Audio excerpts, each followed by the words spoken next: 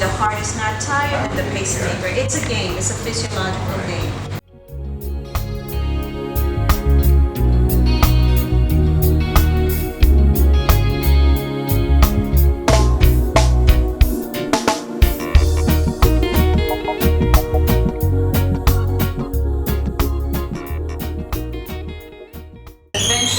You want to make sure we're not stimulating the diaphragm, because we don't want the patient that every time the pacemaker kicks in, he has what? Hiccups.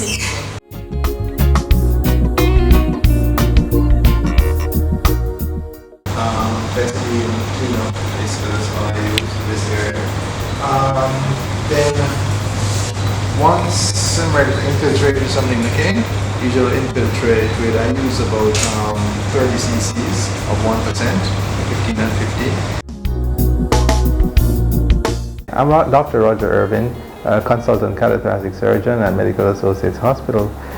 Today we'll be doing a procedure. We'll be putting in a pacemaker in a patient. The reason for it is this lady has an abnormal rhythm in her heart. The heart normally beats a little, in her case, beats a little too slowly. Because of that, she doesn't have enough energy, she doesn't have enough blood pumping around her body, and therefore she gets weak, she gets tired easily, and unable to cope with her daily activity. So her cardiologist referred her for a pacemaker implantation.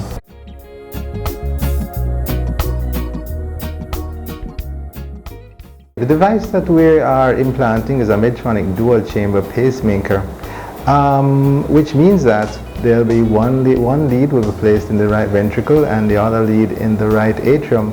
The right atrial lead will pick up the signals coming from this what we call the SA node, in which the signals originate in the normal heart, and the right ventricular lead will basically deliver that sensation or that impulse to the ventricle of the heart.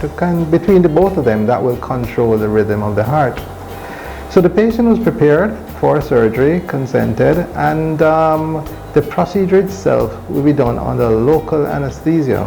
That is, she's given just a little sedation or something to make the procedure a little more comfortable, a drug just to make her a little sleepy, and the actual procedure will be just done with her potentially awake, but really just under local anesthesia, just to deaden the area so that she doesn't feel anything.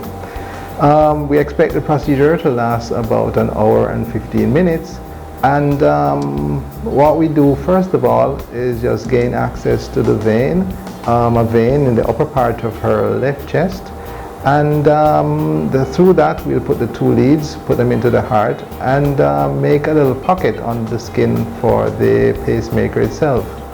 Test the leads. When we get the leads into the heart, we test them to make sure that they're working okay, and then connect it to the pacemaker, put everything under the skin, and stitch her back up. As I said before, the procedure should last about between an hour and 15 minutes, after which you go back to the ward, recover overnight, and God's willing, be able to go home tomorrow, hopefully after a few weeks, for a relatively normal life.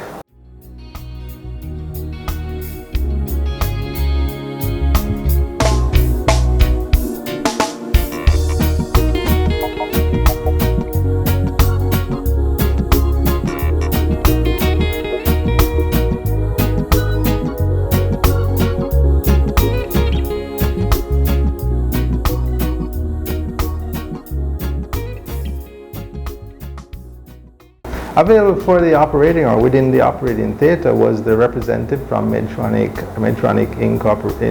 Inc.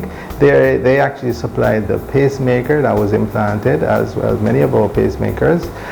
Were also the theater staff from Medical Associates, this was their first time ever doing such a procedure at Medical Associates, and they performed really, really well. It was as if they've been doing it forever.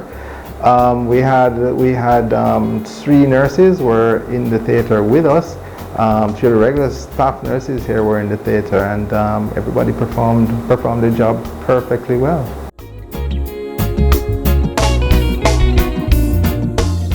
As with the majority of cases, this procedure went well, and she went home the following day as planned. She was reviewed 2 weeks after surgery and a month after surgery, and she is doing well. She can now get back to a relatively normal lifestyle, do all of the regular things, and she's not complaining of any of the symptoms that she had before surgery. And she is indeed very happy.